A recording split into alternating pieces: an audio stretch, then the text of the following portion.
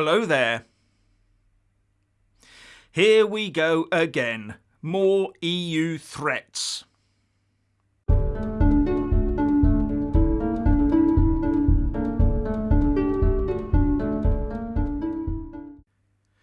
Now that the Eurocrats have learned that the new UK Foreign Secretary and post-Brexit negotiator Liz Truss isn't going to be the Remainer pushover that they thought she would be, out comes the EU threat playbook again. There were fears on the UK side, and hope on the EU side, that the EU referendum Remain backing Liz Truss would cosy up to the EU once she took over the Brexit negotiation reins from Lord Frost. But one of the first things she did was to reaffirm that there was no room in Northern Ireland for the European Court of Justice, the ECJ, to have any jurisdiction.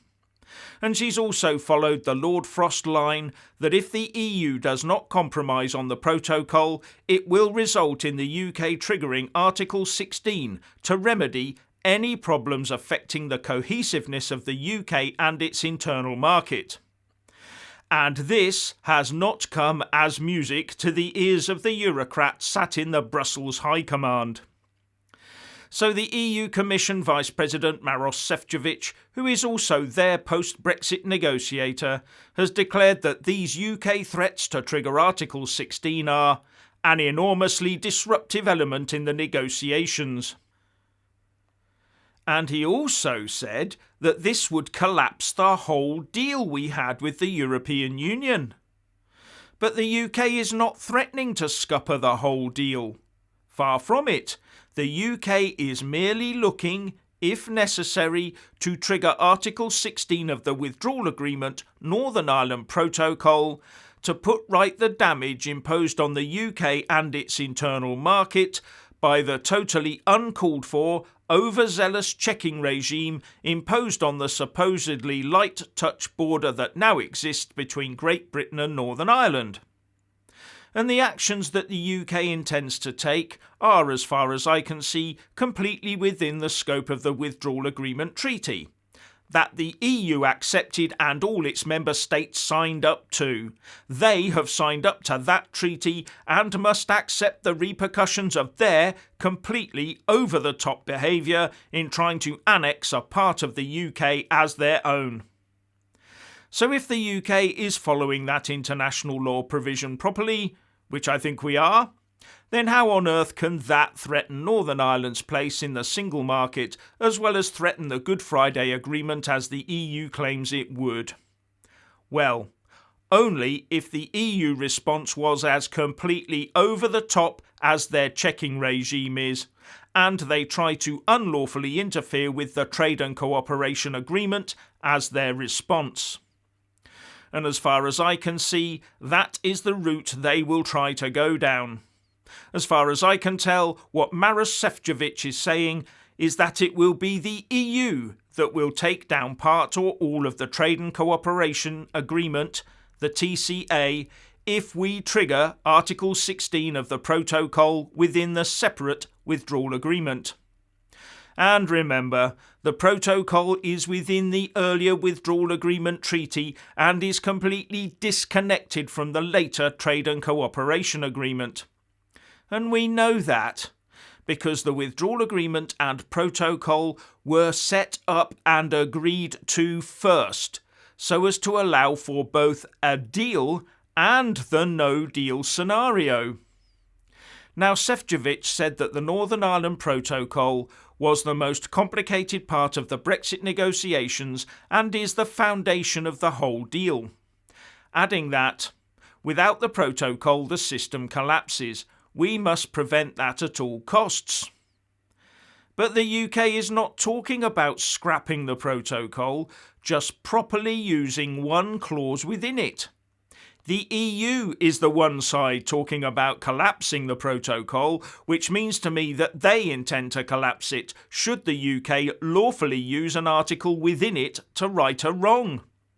And the EU has published a list of all the things they're going to do to the UK if we trigger Article 16. Obviously in the hope of doing its normal bullying to win the day. But, and it's a big but, To do any of that on a large enough scale would almost certainly require unanimity across the EU 27. Yes, every one of the EU member states would probably have to agree to it. And getting that right now might prove easier said than done. Now, I believe that the withdrawal agreement and protocol can be renegotiated or negotiated away at any time. But to ditch the trade and cooperation agreement is slightly different, says the House of Commons Library. The final provisions, Part 7, provide for a review of the trade and cooperation agreement every 5 years. They also provide for the possibility of termination of the agreement by either party with 12 months' notice. The TCA can be terminated more swiftly if one party breaches the essential elements of the partnership. These are defined in Article Comprov 12 as comprising democracy, rule of law and human rights, the fight against climate change, and countering proliferation of weapons of mass destruction.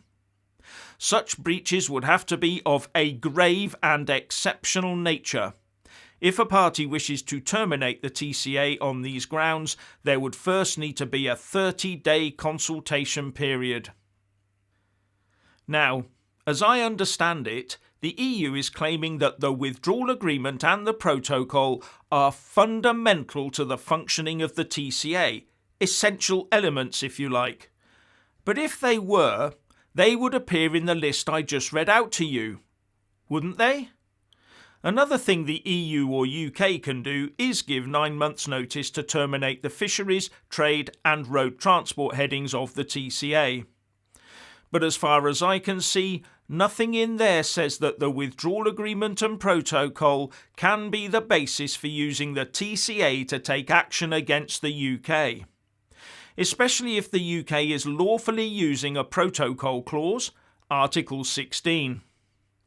In fact, were the EU to go down this path, they are more likely to be the ones in breach of both of those agreements. And were the EU to go down this route, what would it do? Put up a hard border across Ireland to protect its single market? Something the UK won't do? And if it did that, the EU would be the one to blame for interfering with the Good Friday Agreement and threatening the peace, not the UK. And when looking at the list of actions that the EU intends to take, they all appear to me to be in the list of things they can do if we breach the Trade and Cooperation Agreement. But the UK isn't breaching the Trade and Cooperation Agreement, it's using a clause within a separate treaty, the Withdrawal Agreement. The EU is trying to muddy the waters and mix the two separate treaties together as far as I'm concerned. All ably abetted by the anti-Brexit lobby in the UK, no doubt. We mustn't let them get away with that.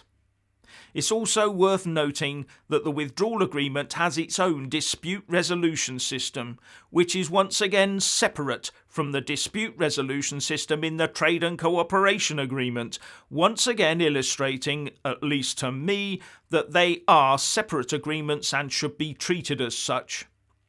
So if the UK triggers Article 16, the EU should only be able to use the dispute resolution system within the withdrawal agreement, not the one within the Trade and Cooperation Agreement. That makes sense to me. The EU attempt to mix it all up does not.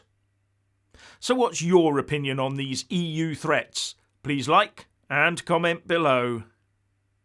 Please subscribe and like this video, buy a mug and support me on Patreon or PayPal, and thank you for watching.